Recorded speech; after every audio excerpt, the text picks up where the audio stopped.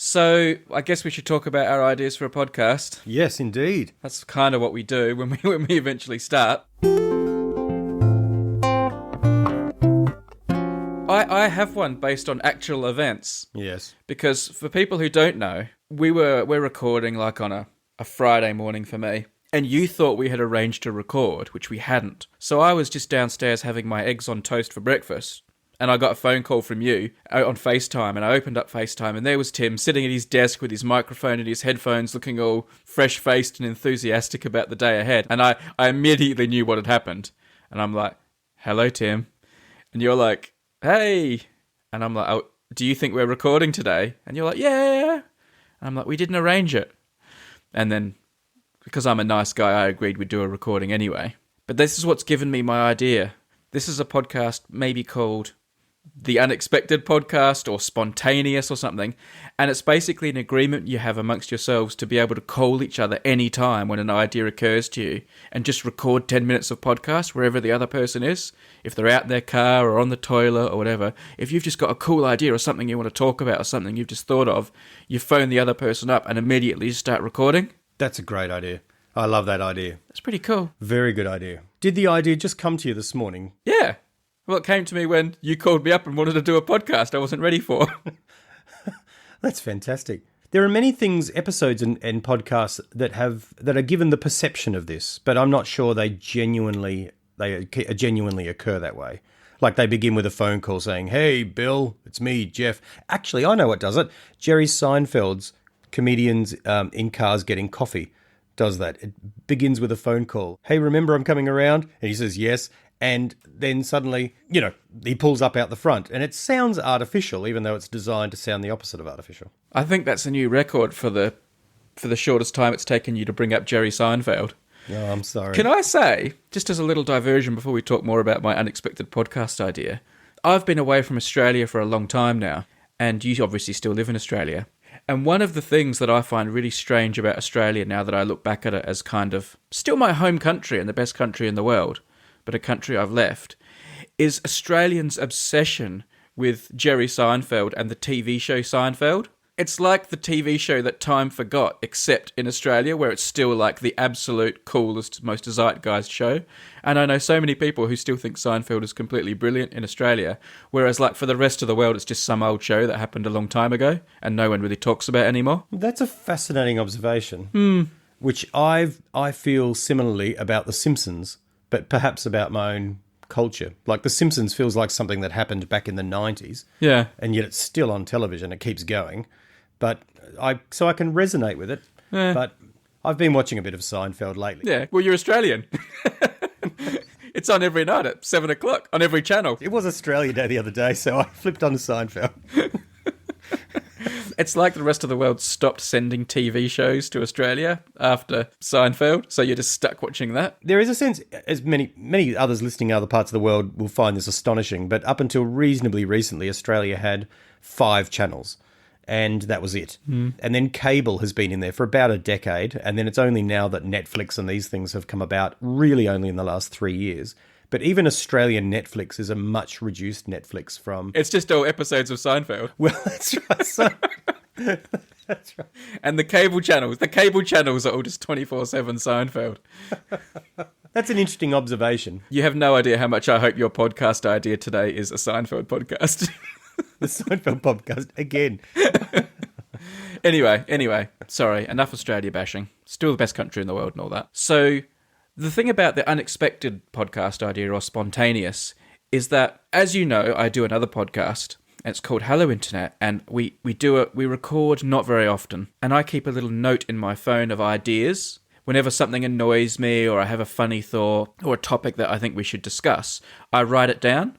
And by the time we get to record an episode and I pull out that list and we decide what we're actually going to talk about, I would say 80 to 90% of those things I no longer want to talk about. Like sometimes I've even forgotten what it was. Like I've written some note that I don't understand because it's so cryptic and I have no idea what was on my mind. Or my passion for it's gone, or it no longer seems relevant, things like that. And in some ways that's good, it acts as like a filter, but in other ways I think maybe it's a missed opportunity, because there were things I had interesting things to say about and funny ideas, and it could have been quite good if we'd captured my mood at the time, but that mood is gone. So by having our spontaneous idea, anytime I'm like, I've got my hackles up or I've got something funny to say, and likewise for you, you just phone up the other person and just like record straight away. And then maybe once a week or once a month, you put together the montage of all the spontaneous calls we had. I wonder if there's a title for this that it's sort of that can be drawn from it's really a mutual dictaphone.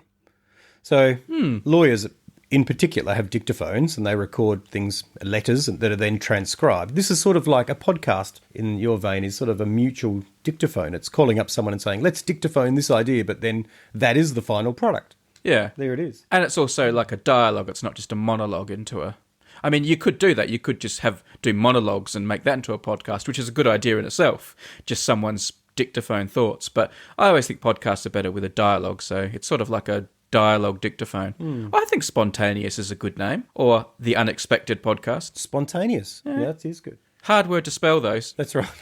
There's a variation. You could do car conversations, because I wonder if people speak in a particular way when they're on the phone in the car, using the hands-free driving along. I don't know. I think you'd have health and safety issues with that. So coming back to Spontaneous, the thing is, I think, like I've got these friends, right, that play this game called Force Tweet, where once a day you can use a force tweet on your friend. So if they say something that you find amusing or comes out wrong or whatever, if you say force tweet to them, they have to tweet the sentence they just said with no context, no explanation, no indication that they've been forced to tweet it. That's a clever idea. Yeah, it's quite funny. Does it often produce interesting results? Yeah, well, it does, yeah. So if someone says something embarrassing or silly or that just sounds funny in isolation, you'll just say force tweet, and you can use it once a day on your friend, and they have to do it, and it can, and then the rest of the public will read the tweet and be like, "What the heck? That's really strange." But it's an ironclad rule. I don't play this game, by the way. I think it's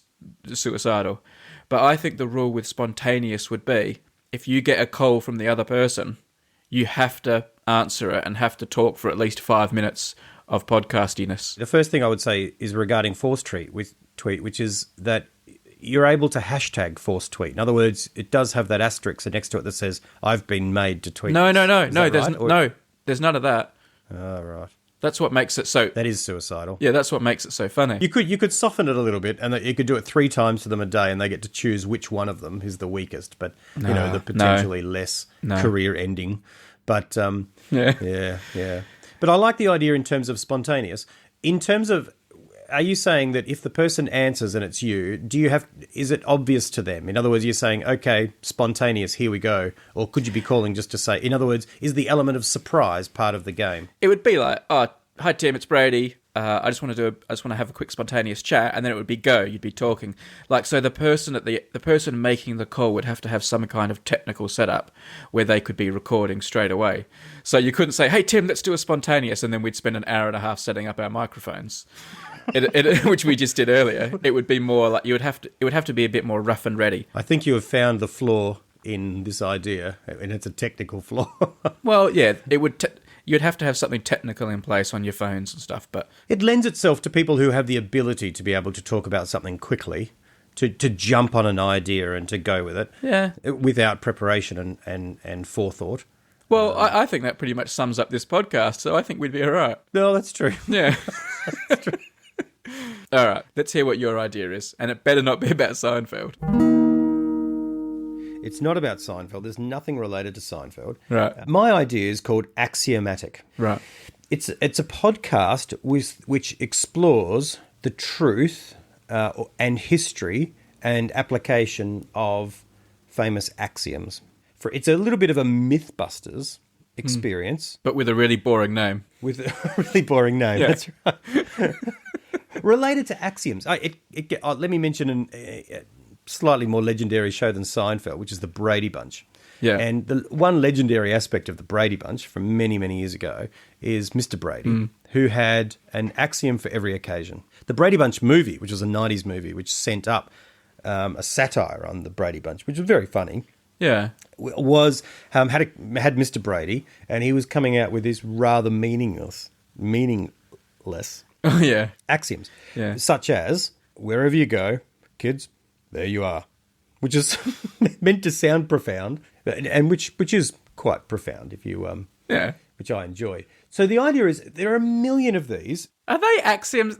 I know what an axiom is, though, but sometimes there are axioms and other things are just like, words of wisdom, like, Confucius says or whatever. They're not axioms, are they? They're just like pearls of wisdom, whereas axioms are like a set of rules. Like mathematics has axioms. So like an axiom of like an axiom could be A plus B will always give you the same as B plus A. That's right. That's right. And so I'm not talking about mathematics. I'm talking about pearls of wisdom, but I'm talking about pearls of wisdom that are a cut above. In other words, that have a, I don't want to say self-evident truth about them, because if they're self-evident, then they're pointless to talk about. Yeah. But they have a tried and true sense of truth about them, and that have entered into the lexicon. So you mean things like a chain is only as strong as its weakest link, or a bird in the hand is worth two in the bush? That's right. Right. And they are worthy of reanalysis. Yeah. Is it true? And I think there's a conversation to be had, an interesting conversation, exploring, firstly, one aspect of the podcast is the etymology of it. So where does this saying come from? How did it come into being? What is its history? What is the recording of its first use? Yep. Is there a particular famous person that said this phrase? And all those. So there's the factual side of it, which I think is quite interesting. The second side of it is the application of when is it used most often, in what circumstances. Is it something that is, do we tire of it? Is it the sort of thing, do we reach for? Do we not reach for it? Under what circumstances? Then the other one is around testing it and somehow finding a way, and I think there could be some humour found in trying to find different ways to test axioms and whether they hold up and whether they have truth. I just can't decide if these are axioms or not. They're like proverbs, aren't they? Or what else? I mean, I'm going to look up what an axiom is. I would think of these as more like a proverb or a... I'm saying an axiom. I've gone, perhaps they are. I'm looking it up. The word axiom comes from the Greek word axioma, a verbal noun from the verb axion, which means to deem worthy, but also to require. So there's a sense of the axios being in balance and therefore having the same value as worthy or proper. I'm not sure these are axioms, but I know what you mean, and I like the idea of exploring them because they're like, they're good fun. And also sometimes you get like two different proverbs or axioms that like directly contradict each other, which is always a fun thing. It says here the Greek philosophers, for them an axiom was a claim that could be seem to be true without any need for proof. So it's like a self-evident truth. Yeah, they're like the base. They're like the base rules. They're the lowest rules upon which all other knowledge is built.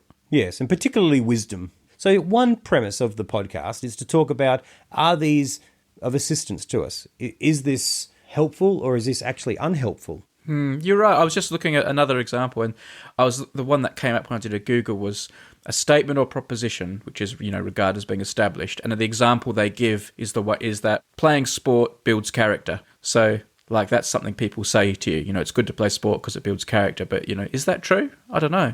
All right. I'm with you. I like the idea. I think you're kind of over intellectualizing it a bit. Right. I think there's a lot to play with there. All the different cliches and all the different sayings and all the different things we're told in life, exploring them and discussing them in a bit more depth would be quite good. And it would also be good because they could be like the titles of each episode. Like there is an episode called Sport Builds Character, Cheaters Never Prosper, and things like that, And then you could look at all the times that people who did cheat, did prosper and things like that. So I like it. I think it might need a bit of rebranding. Right. I think you came into it like a little bit too clever. But the actual idea, I think, is sound. I'd love to know, for instance, so the saying, I mean, this is not quite an axiom, but the notion of don't upset the apple cart, that's not actually an axiom at all. It's just a cliche. I'd be interested to know where it comes from. No, but that would be one you could explore, because then there's the opposite. There's the other people who say, change is as good as a holiday. So yes, for every one, there's always a conflicting one. So there's a particular film by the name of Smoke, and I'm looking at the side of the spine of it here. And one of the great phrases in it is "God is in the details." I always look at the details, And then, of course, there's the famous axiom, well, the devil is in the detail. So either God is in the details or the devil is in the detail. But they both can't be true at the same time. Well, they could both be there, couldn't they? The other one that came to mind as I was pondering this idea is, again, it's probably not an axiom, but it's cold hands, warm heart. Where does that come from? Why cold hands, warm heart? Is it just a nice, encouraging thing to say to a person who's got cold hands? Yeah, it's like when you're saying having a bird poo on your head brings good luck. I mean, obviously it doesn't bring good luck, but it's a nice thing to say to someone when they've just had a bird crap on their head. Right. Yeah. Right.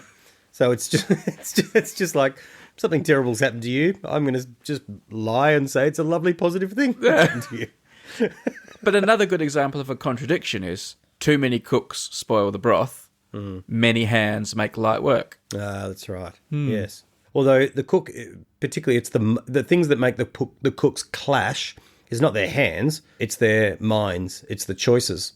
So there's too many cooks means too many people dictating, whereas the hands is actually only one person dictating, but we need lots of people to carry out those things. So they're not necessarily contradictory. So we need many hands as long as they're not all barking around, like a ferocious cook. All right. You see, man, this is fantastic. There's certainly questions to be asked. So anyway, I think it's good. I think people would like it. It doesn't excite me in a way that I would want to make it. I think this just goes to show I get more excited by the concept and the format, and you get more excited by the content and the details. I'm the cook having the ideas, and you're the many hands of the waiters who can now go out and just make it and do the hard yards and research all the sayings and stuff. You're a visionary, man. You're an ideas man. I'm an ideas man. I'm an ideas man. I am. Visionary? I'm not so sure. Then again, birds of a feather flock together. Yeah. But be careful, because cheaters never prosper. All right, Tim, are you ready for your first sponsorship here on the Unmade podcast? I'm very ready. I've never been more ready. All right. Well, this episode has been brought to you by Fracture, which is a photo decor company that turns your digital images into thoughtful gifts or keepsakes by printing them directly onto glass. Have you heard of these, Tim? You must have if you listen to podcasts. I have heard of them. I have. But I've not seen one physically. Do they look good? They do. I have one. I have one in front of me because I've just ordered one as a gift. I won't tell you who the gift is for and stuff in case the person's listening and it'll ruin the surprise. Very wise. They're very clever. They're very nifty. So it's I don't know, if you've just heard of them but not seen them, the picture's on the glass but on the back side of the glass, so it looks like it would be a framed picture but without a frame. And it comes with this foam back thing, so you can put it up on the wall. But the best thing about it is it's so easy to make them because you just go onto the website and you upload pictures. And I was thinking, you're a bit pretentious arty guy. I imagine you're someone who takes lots of photos that you think are pretty good, but I can also imagine they sit on your phone and your computer for a long time. So you must be someone who has a bunch of photos that you want to get on display, surely. I do. I am pretentious and I take fantastic photos and I have many of them. What are some of your best ones that you think you should have fractured? Oh, I have some pictures of... I should have thought about this, shouldn't I? Give me a sec. I imagine you're someone who, when you drive past a field and you see an old tractor, you would take some arty picture looking through the leaves and stuff and get it all framed nicely. And do you do that, or are you a bit too lazy for that? I'm not the kind of person who's drawn to natural pictures. I'm not the guy who takes a picture of the sunset. I kind of like urban environments, so I like band photos. I used to take a lot of photos of bands. Back before iPhone, so I'd sneak my camera into gigs and take photos of different bands. I do that less, but I do like the indoor, more urban sort of photos. So of people, but in unusual situations. And I like to think I have pretty good cameramanship, but I think everyone thinks they have pretty good cameramanship. Is cameramanship a word? I'm pretty sure it's not, but you could have a fractureship wall of pictures of 5 or 6 of your favourite band photos could be above your desk and that if you were to get them made. Is that something you'd consider doing maybe? Absolutely. In fact, I'm quite drawn to the black and white photos. Right. So I have a whole range of black and white photos, and often we'll take photos of sort of 3 things from different angles, and then you can hang them side by side on the wall. We've done that, or we do that with a bit of blue tack around the kitchen and on the fridge. But I like the fracture because you could actually make them look pretty good. by what I can see. Well, also, that'd be good for your office too, because you can't really just stick bits of paper on the wall in the office. You want it to look a bit more professional. So these are what you need to do. These are what you need to get for your band photos. This is what you should do, and this is also what everyone listening should do. They should go to fractureme.com/podcast. So that's fractureme, all as one word, .com/podcast. And then there'll be like a little survey thing there. Tell them where you came from, like which podcast you came from, preferably this podcast. And if you do that, you will get 10% off your first order. So you can like fill your boots and order a whole wall full of fractures, and you'll get 10% off. fractureme.com/podcast. So whether it's a family photo or a gift or a bunch of pretentious black and white arty photos taken at a gig in the 90s that, let's be honest, are a little bit out of focus, it doesn't matter. This is the place to do it. How did you know they were slightly out of focus? I can tell. But that's okay. That's part of your look. That's part of your, like, aesthetic. And I'm sure it will look slightly better on a fracture. Now we move to the second half of our show, where we discuss some of the ideas that perhaps are a little bit more tongue-in-cheek. Man? I haven't really got one that's like that. I haven't got a silly one. I've got another brilliant one. Wow. Because I didn't have time to prepare, remember? You just phoned me this morning when I was having my breakfast and said, oh, we're doing a podcast. So I haven't prepared, but I've just had another idea that I like, so I want to talk about that one. But it is a bit more out there, so it does fulfill the criteria of being like the second half zany idea. Now, I like to have a name. I'm going to call this one Competition. And what this is each week or fortnight or whatever the schedule is, we'll call each other up and do the podcast. But what we do is together, like as a team, we just enter all the competitions that we can enter that we found out about that week, whether they're like online or on the back of a cereal packet or whatever they are. Like, there might be a competition that's being held at the moment to name a boat, and there's a competition where you have to draw a picture for a TV show and things like that. Every competition that we've been able to find out about, we just enter and we discuss our entry and how we're going to do it and how we think we're going to win. And then we just send off all our competition entries that week. And then, a few weeks later or months later, we find out whether or not we actually ever win any of them. But it's all about entering competitions. That's not a bad idea. I can see the energy in the idea. Are you a person who enters competitions? No, never. Neither am I. But why not? Why don't you enter competitions? Entering competitions is one of those things I never get around to it, and I always feel it's a waste of time. And yet I have friends who always enter competitions and always win things in their competitions. So, like, what sort of competitions do they enter, and what do they win? Well, they win things like in the shopping centre. You're walking through a mall or a shopping centre, and there's a competition, and really it's just a means for a company to, get your name and details and add it to their waiting list. But they fill one out, and they win the product. They win some guttering for their house. I have a good friend, and he and his wife, they live in Australia, and they won a beautiful boat trip through Europe, through Germany and around the whole area, and they were flown over there. It's just one of those enormously blessed kind of activities, for instance, the other side of the world.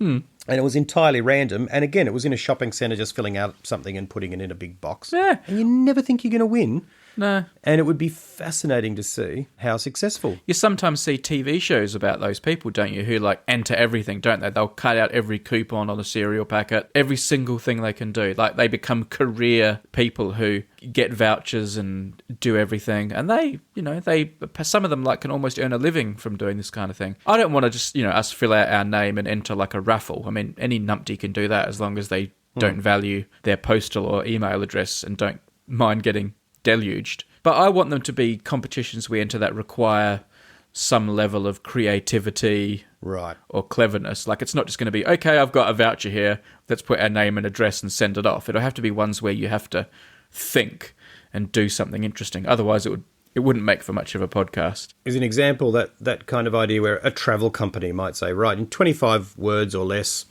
what is your most amazing holiday memory, or something like that, and you have to write something. Exactly.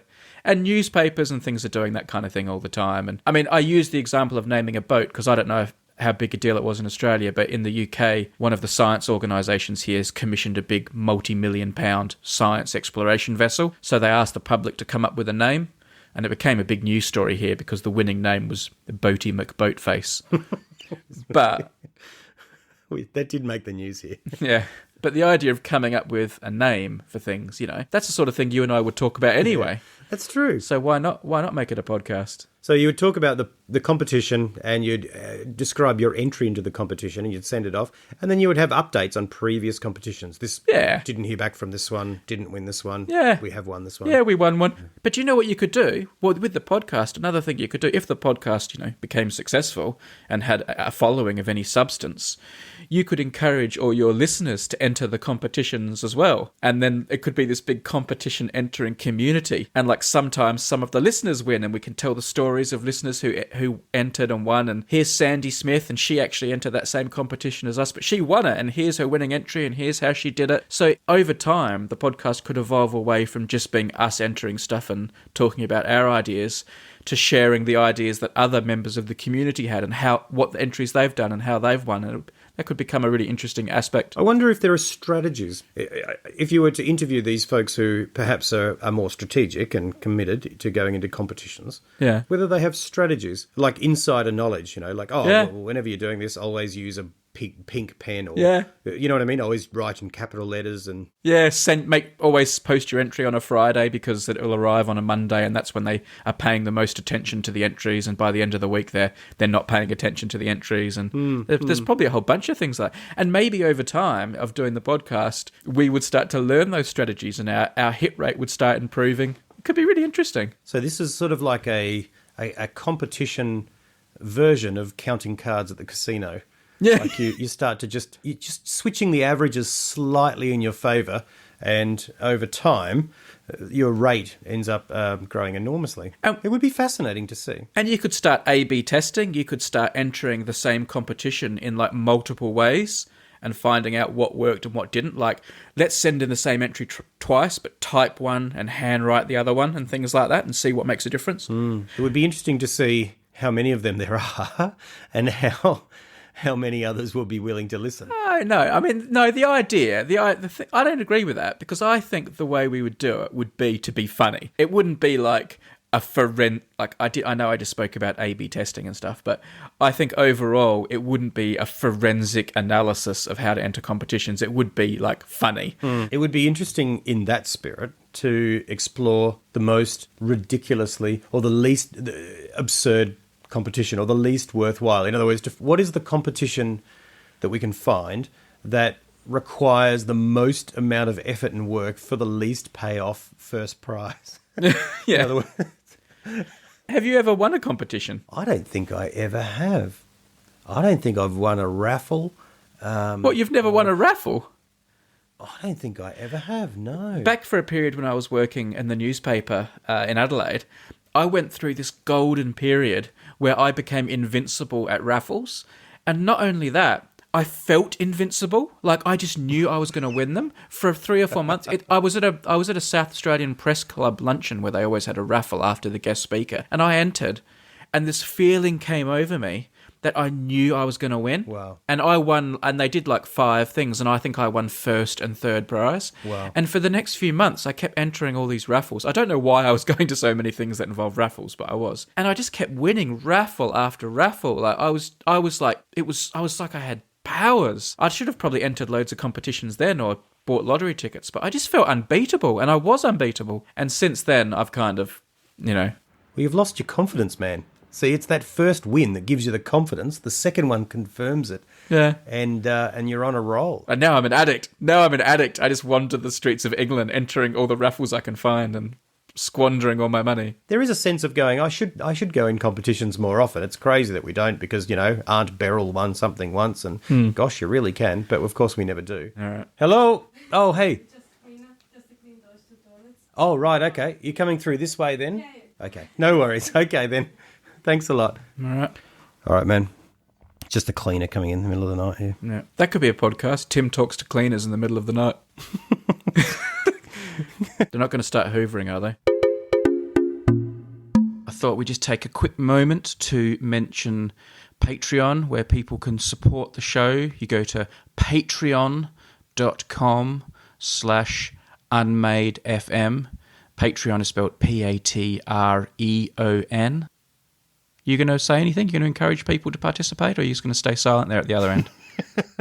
You were doing such a fantastic job. I was just saying so. I felt like you were kind of leaving me alone a bit there. I apologise. I'm here with you, man. Do you not want people to support us on Patreon? Is that what you're saying?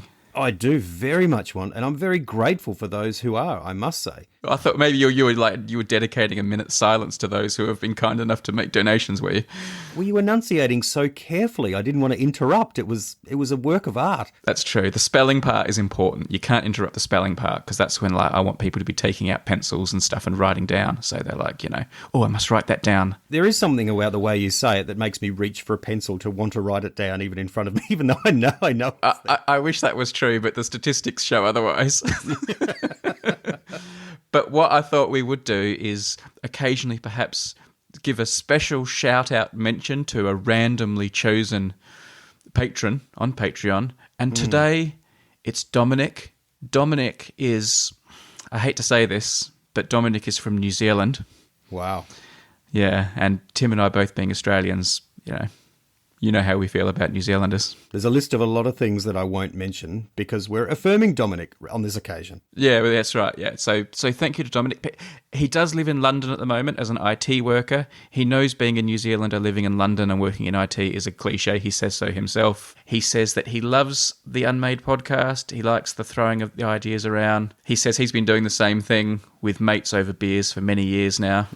So it feels like something he felt like he could have been in the middle of. Yeah. So who knows, maybe one day Dominic will become a co-host when Tim and I run out of ideas. That would be an honour. And it would be interesting to see if people in the other parts of the world, if they could pick the difference between our Aussie accents and a New Zealand accent, and you being an Aussie living in London accent, and Dominic being a New Zealander living in London with a London accent but with a New Zealand accent. Does this make sense? In fact, yeah, you're right. We can't do a show with Dominic because I would be absolutely fuming if people said that we sounded the same.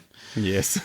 That would upset me too much. Anyway, I did invite Dominic to pitch an idea for a podcast, and he said he found it quite hard. He doesn't know how we come up with so many. Well, I don't know how we do either. I think maybe we just have a low bar. But he says his idea is in the vein of Unmade would be to make a podcast called Unwatched. He says there's so much good TV these days and not enough time to watch it. So he was imagining a podcast where maybe if one of us has seen something and the other one hasn't, like I could explain to you a TV show that I like, but include all the spoilers and tell all the story so like you wouldn't have to watch it, and just like I go ahead and summarize the show for you. Well, just let me clarify.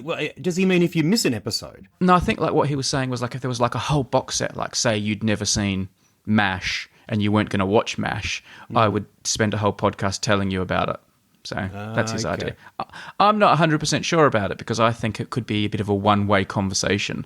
Like I feel like the person who hadn't seen the show would kind of not have much to contribute and just be asking questions or going, that sounds good. But anyway, that's what Dominic said. He's from New Zealand, so at least he's trying. He is trying. And being good Australians, we will steal New Zealand's best ideas on if we're able to. If we are, yeah. I'm not sure that's one of them. I don't think that ranks up there with Pavlova and Crowded House, but it's all right. That's right. Or Russell Crowe. Actually, It probably is better than Russell Crowe. Yeah. It's certainly better than Russell Crowe's band. So yes. Anyway, our thank you to Dominic and to all the other supporters we have on Patreon. If you want to be one of them, go to patreon.com/unmadefm. And who knows, maybe you too will be ridiculed on the show like Dominic just was.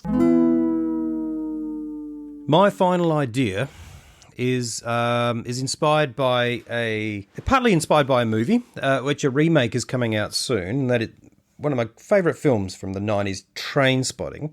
There's a scene in Trainspotting where Sick Boy is talking to Renton and he's philosophizing about his theory of life. And he says it's certainly a phenomena in all walks of life. And Renton says, what do you mean? And Sick Boy says, well, at one time you've got it and then you lose it and it's gone forever. And my podcast idea is called Had It, Lost It. And it explores the circumstances of people who have once upon a time had it and then they've lost it, and what happened at the moment they lost it. So is this like Steve Martin? That's right. That's right. Well, he gives a whole list of them. So he says George Best, for example, had it, then lost it. David Bowie, Lou Reed, Elvis Presley, Malcolm McLaren, and he uses all these sort of references of folk. And he says at one point they had it, and then they lost it. And I think it's interesting, at what point did they lose it? Was there a defining moment when they lost it? And I think this podcast would explore, in all these different circumstances, theories of people who had it, then lost it, and what caused it. What was the thing that made them lose it? Was it a particularly film so bad, or a particular album that didn't sell? How do people, if they have it, but then lose it, Yeah. why? I get you. So, like, I mean, the classic example that everyone's going to be thinking of is the TV show Happy Days, obviously, when there was the episode where Fonzie jumps the shark. But do you know what? Everyone criticises that episode. I still have vivid childhood memories of the first time I watched that episode where Fonzie jumps the shark. And as a kid, I thought it was incredible. And it remains one of my favourite Happy Days episodes. Like, to me, it was amazing. Everyone says that's where that show lost the plot. And fair enough. But anyway, that's an example. It's a slightly different idea, because there could be a podcast idea called Jump the Shark, or Lost the Plot, or something like that. Yeah. That tends to be a bit predictive. In other words, it's something that's happening now. Oh, I think they've now gone too far. Right. My podcast idea, I mean, I think that's an interesting idea, but my podcast idea is more a retrospective, looking back and going, any objective person, 10 objective people would all agree that this person lost it, and this was the point that it happened. So we could look at the graph. Go on then. Give me an example. Well, I knew you were going to say that. You think about people that were huge and then aren't. Kevin Costner is one example. Now, in the late 80s and early 90s, Kevin Costner was pretty close to being the number one box office star. There would be Arnold Schwarzenegger and Tom Cruise, and then Kevin Costner, and those three would be up there. He made Robin Hood, Prince of Thieves. He made The Bodyguard. He made The Untouchables, and Field of Dreams, my all-time favourite film. Field of Dreams. That's right. So he had it, right? Then he made Waterworld. Yes, he jumped the shark. So he made a film which in itself, it was at that time was the most expensive film ever made. I don't know if it probably even made back its money, but it carried such enormous baggage that his next film, which is probably the moment he truly lost it, and that was a film called The Postman, which is sort of a post-apocalyptic film that I've never seen, and that did no money, and he was gone, and he disappeared. There's a theory that says you can fail once and recover, but if you fail twice, you're history. And it could be that the 1-2 punch of Waterworld and then The Postman killed him, so he really lost it on The Postman. Yeah. But it's the idea. But jumping the shark to me seems a little bit different, because it's almost like a quality evaluation rather than being a... Yeah, I'm sorry, man. I'm struggling to see the difference, but let's let that go. All right. My problem with your idea, though, is like it feels like it's going to be the same discussion every time. So-and-so made a bunch of good songs, then they made 2 or 3 bad albums, and they were never as good again. So-and-so made a bunch of good films, then made a couple of bad films, and they were never the same again. So-and-so wrote a bunch of good books, then wrote a couple of bad books, and they were never the same again. How is this podcast going to, be interesting? I think the big picture is not very interesting. So the big picture snapshot is just exactly as you've sort of characterized it. But I think if you hone in, on the particular moment they lost it. Can you find a particular reason, and if you can, look at it, why did they lose it there? Tim, you're begging for jump the shark. That's what the jump the shark analogy is all about. What was the one scene or the one specific moment that a show went from being cool to not cool? Right. This is exactly what jump the shark means. It's about pinpointing like a 10-second turning point, and that seems to be what you want to do. You want to do it. Would you call this podcast Jump the Shark? Do you think that's a strong... I'm not saying I'd call it Jump the Shark. I'm just your dismissal of Jump the Shark has annoyed me, because then you keep coming back to the same thing. They feel like two different things in my head. All right. I'm not able to explain sufficiently how they are. Perhaps they're merging. Perhaps they are the same thing. Let me ask you this. When in Happy Days do you think they jump the shark? I don't think Happy Days jump the shark when they jump the shark. I think they probably jumped the shark well after the jumping of the shark. It would be a calling card, wouldn't it, to be a script writer? And it's sort of like, well, have you written anything? Oh, I wrote Happy Days for all. Actually, I wrote the Jump the Shark episode.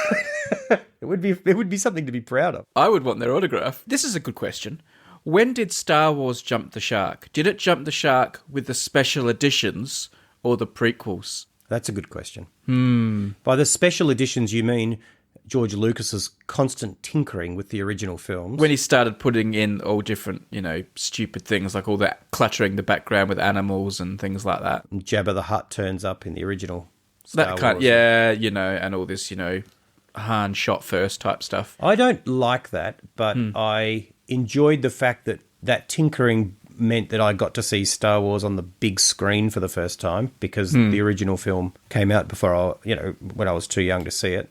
So I liked the circumstances around it, but I wasn't that annoyed. Though I didn't like it, I cringed when I saw it. But I think he truly jumped the shark with The Phantom Menace. In fact, the moment the name The Phantom Menace came out, I think that's the film where he lost it. Even the name coming out. Like, do you remember when you sat to watch The Phantom Menace for the first time and you didn't know how horrible it was going to be? Surely you were excited and thought maybe this is going to be awesome. Even the first minute or two when there's like lots of early lightsaber action, I was thinking maybe this is going to be cool. And then it just kept sliding further and further downhill until 3/4 of the way through it was like, oh no. It's not good. I tell you what would be a really interesting episode of your Had It, Lost It series, because this film I'm about to mention is almost like a nexus, like a rip in space-time continuum where lots and lots of Had It's all came together at once for a final Had It before they diverged and splintered into a whole bunch of Lost It's. And that is the film The Three Amigos. Yeah. Because Martin Short, Chevy Chase and Steve Martin were all massive, and that film was massive, and it was like the funniest film ever. It was all anyone was talking about. It was brilliant. And after that, all three of them just kind of went off the rails. Like, they all came together and thought we're invincible, and then they all left and all kind of went a bit downhill from there. That is a fascinating observation. That's right. Chevy Chase was huge, and by the 90s he was gone. He was invisible. Steve Martin, too, was left playing some pretty ordinary films. Why? What was the moment? Was The Three Amigos the moment? I do like the idea of taking it beyond just movie stars, though. Well, you could do sports stars and things like that. Politicians who sort of rose and had the world at their feet and then suddenly became... People often pinpoint a moment. They say where suddenly after that press conference or after that particular event, that's right, a politician, suddenly they lost it. They stopped being believable after that policy decision. When would you say you lost it? Somewhere towards the end of our first podcast, man. I'm not sure I ever had it. So that's it. You've got to have it to lose it. That's the backhanded compliment of had it, lost it, is that you've had it, is that you've made a mark significant enough for people to have watched the mark diminish, which means you've done something. One of my favourite things to talk about in Had It, Lost It, I think, would be music, because I love to see albums and measure the relative quality of albums and so forth. So people who come out blazing and then lose it. So Oasis is one example of that. Oasis were a big band, definitely maybe. Then they had What's the Story, Morning Glory, which was sold something around 20 million copies in America and everywhere. And then their third album, Be Here Now, is rubbish and didn't sell any. They just lost it after 2 albums, but they continued to go on, but everyone knows they lost it. What about Had It, Lost It, Got It Back? Wow. And then maybe lost it again, like John Travolta. John Travolta, that's right. You're referring to Pulp Fiction as his second win? That's when he got it back again, yeah. And then he kind of went off the rails again, didn't he? Harrison Ford would probably be an interesting one to have on Had It, Lost It. Because he kind of has lost it, but he's almost so big that he's immune from losing it. Like he has he has a lifelong get out of jail free card. So even though he keeps making dud movies, like he's Han Solo and Indiana Jones. Yeah. He can do anything and he can't lose it. He's a bit like the Paul McCartney of film stars. You can't. Yeah. The body of work is so strong that it doesn't matter how many crappy solo albums you make. Yeah. You are still the guy from the Beatles. And you can do certain things like being in the Beatles or being in Star Wars and Indiana Jones that just give you lifetime immunity, like a presidential pardon from jumping sharks. He's been in some pretty awful movies recently. He probably should have retired. He should have just said, well, that's it, I'm tapping out. Yeah, but not many people have the guts to do that. Robert De Niro is another one. He definitely should have done that. Yeah. Who else should have tapped out? Well, look at the people that did do it. Like Marlon Brando did it to a degree. He did do a few later films, but he pretty much bowed out near the top. I've heard it said that Marlon Brando's biggest mistake was living. there's the Marilyn Monroe, and then there's James Dean, Yeah. and then there'd be Marlon Brando, except that, hang on, no, he kept going, and he became massive. So, do you know what I mean? He would be in that pantheon of the most elite of Hollywood legends. Yeah. Whereas he's a lot of people like remember him for being quite a big man, like a big overweight man, like later in life. But you know, I'm sure he was glad to be alive. If we had the choice between James Dean living on and Marilyn Monroe living on, of course you would take that, not just because of their loved ones, but it would be interesting at least to have seen what they made if you happen to appreciate their particular movies. And I have to say, I don't really appreciate either of those movies of either of those stars. I don't think there's going to be good mileage in us doing a podcast about people we wish had died early.